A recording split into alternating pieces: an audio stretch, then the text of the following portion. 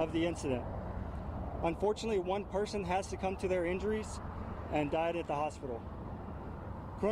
This is a criminal investigation that is being led by the Texas Rangers. Parker is facing multiple felony offenses, and Victim Support Services for DPS is on the scene at the family reunification, which is at the Brenham Police Department. Any questions? Does this driver have any weapons on him at the time? That's all under investigation. His name is going to be Clenard Parker. C-L-E-N-A-R-D Parker. Does he have previous charges?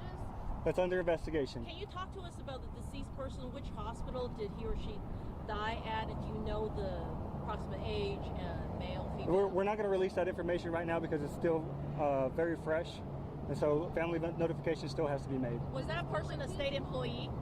That's under investigation. How many people total were state employees and how many were customers? So all we have right now is 14 total individuals. Does this appear to be intentional, or he ordered off trying to get away from police? That's all under investigation. Still very active. Is this the restaurant's crash? Can you repeat your question? Is this the restaurant's crash? No, there was no resist. Could you describe how he was arrested? He was taken out of the 18-wheeler and taken into custody by several officers. When he was denied that CEO, were there any threats to return, and were there any precautions taken maybe at the office? That's still under investigation. We're pulling all the information that we can. I'm assuming that there's an accident video of the chase as well as the DPS. When and how did you release that? That's all going to be released through a public information request. Why was he denied the CDL? That's all under investigation. You don't know why he was the denied. driver crashed into the building? No, we're still trying to get all that information. It's very fresh, so we're still trying to get as much information as we can. Do you know approximately how many people were actually inside the building or in the surrounding? That was going to be the 14 people. Just the so all 14 people who were injured, or 13 injured and 1 deceased, were the totality of people who were Yes, inside? all the people inside. Were there people in there who were not injured, who were just present? So the 8 that I said that got checked on scene, that was everybody that was still there that didn't want to go to the hospital. So that's going to include all the people that were there. Now, did 18-wheeler yet? What's that? Who owns it? We're still trying to figure that out. Yeah, the 18-wheeler looks like it went into the building. Did he drive out and ram it back in, or why is the 18-wheeler out? Yeah, he went into the vehicle, or went into the building, and did come back out. Would you describe the building? We can see the entrance. What is the truck being? What is it? That is the front door where the driver's license office is at. How far back did it go? I'm not. It's unsure right now. We're still trying to figure all that out. And so that front door, Sergeant, that's a waiting area where people who are waiting for the driver's Correct. license and that kind of thing. Correct. Yeah, that's what the waiting area and where the driver's license desk are at. Gotcha. And so were any officers just trying to get an idea of exactly how far into the building? Correct. Did the truck make it inside? Did it make it past the lobby into office areas where employees That's all still under investigation. There are several offices behind that driver's license waiting area, so we're still trying to figure all that out. So out of Did he drive? The suspect did not suffer any injuries. So there were 14 people, just to clarify, 14 people total. 14 total. 8 people checked out, 1 person deceased, everybody else went to the hospital. in Everybody some went to capacity. hospitals, yes. Okay. And then of the 14, how many were civilians and how many were state employees? We're still trying to figure all that out. Now, did he drive out of the building? What's that? Who has actual custody of him right now? Washington County Sheriff's Department. He's in jail over there. And did he drive by himself out of the building, or is that something That's something we're- Two more questions. You have time for 2 more questions. arrest him? We're still trying to figure all that out. Let's through go video. to the next question. Sergeant, could this be considered an act of domestic terrorism emanating from against the federal? We have all assets on scene and trying to figure all that out together. Like I said, this is still very active and ongoing, so I can't release that information right now. Can you give us a sense the threat level was already at a heightened level just in recent time because of the climate, if you will? Can you give us a sense of where that will be moving forward in terms of the other government offices and law enforcement? What I can say today is that this area is safe. We've got the suspect in custody, and we're all out here trying to get the scene all fixed up and taken care of. That's all the time we have for Will questions. the building have to be closed down, or are you guys aware of, like, structurally, if you anticipate the building to reopen anytime soon, or move the services temporarily? Where are you guys at? So the building is not going to be usable at this point, right? So it's going to be shut down for a little while. For all of our customers that that has appointments and plan to come here for a driver's license, please go to our DPS website to see where you can go to get a driver's license. So what we can tell you right now is what we've already told you. This is an active investigation, and as soon as we know more, we will surely share it with you. We want to be transparent with you, and as soon as we are able to show any videos, any of those things of that nature, we will, through our public information office, you can get that information. But as of right now, it's an active investigation. So that's going to be all the questions. We're going to allow the senator to come up. You want to come and introduce the senator? All right. Can you give us his date of birth, though? I think he gave that to you already. I must have. I'm sorry. I didn't get it. You didn't give it? You can give it to him. Yeah, but they need like an actual birthday. That's the date of birth. I got it. All right, Mr. Parker's date of birth is going to be July 16th of 1981.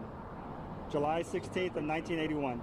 That's the last question. Sergeant, can you identify yourself? Hey, this is a tragic day, and it's affected a whole lot of people. Obviously, this investigation is just in its infancy right now, so we have a lot of questions that we're working to get answers, which is the reason why all these resources are here. But we're blessed to have with us the Texas Senator for this area, Louis Colcourse, and we want to give her an opportunity to talk about this tragedy. Thank you. I first want to say to everyone that we need to pray for the victims. And now that we have lost someone in this tragedy, please pray for their families. This is a day that you don't think is going to happen. That office right there is something known to the mayor and I and everyone in Brenham. We've taken our children to get their driver's license there. I've gotten my driver's license there. It's a place of public service. And so what we've seen today was an act of violence. And I want to first thank all the first responders, the deputy sheriff that realized that was a stolen truck, those that got on the scene quickly to keep more damage from being done, as I understand. I want to thank DPS and all of our servants. Today we are reminded that those that serve us in public, it's a dangerous job. Someone that goes to work today to issue driver's license can literally trigger someone to create an act of violence like the one that we see across the street. And so I want to thank all of our first responders that were on the scene today, helping those victims. I want to thank all of the law enforcement for their quick reaction. And again, pray for those victims that have been hurt. In ways we're blessed that more weren't injured in this act of violence. And then finally, I want to say that we will prosecute this person to the full extent of the law, because this will not be tolerated, not in my hometown and not in our home state. So again, thank you to all those that responded. Join us in prayers for the victims, and we will be tough on this crime. Thank you. I'd now like to bring up the mayor for the city of Brenham for some remarks. Thank you. Well, I'm not going to repeat everything that's... I'm sorry. Mayor Atwood Kinjura, mayor for the city of Brenham here. It's unfortunate that we are here gathered for a really senseless tragedy. And we just found out, or I just found out the same time you did, about the deceased. And that's not the kind of news we wanted to hear today. Our prayers are with those who are still in critical care. I want to say thanks to our first responders.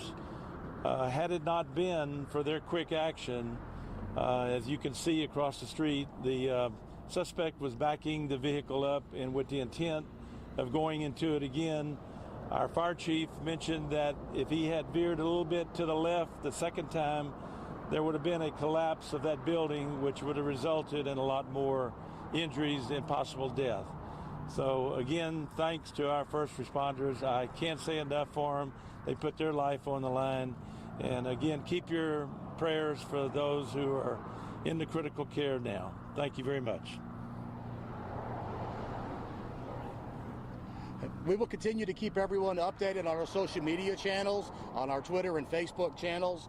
The investigators continue to work tirelessly behind us, and that will be going on for several hours. That's all we have for right now. Thank you.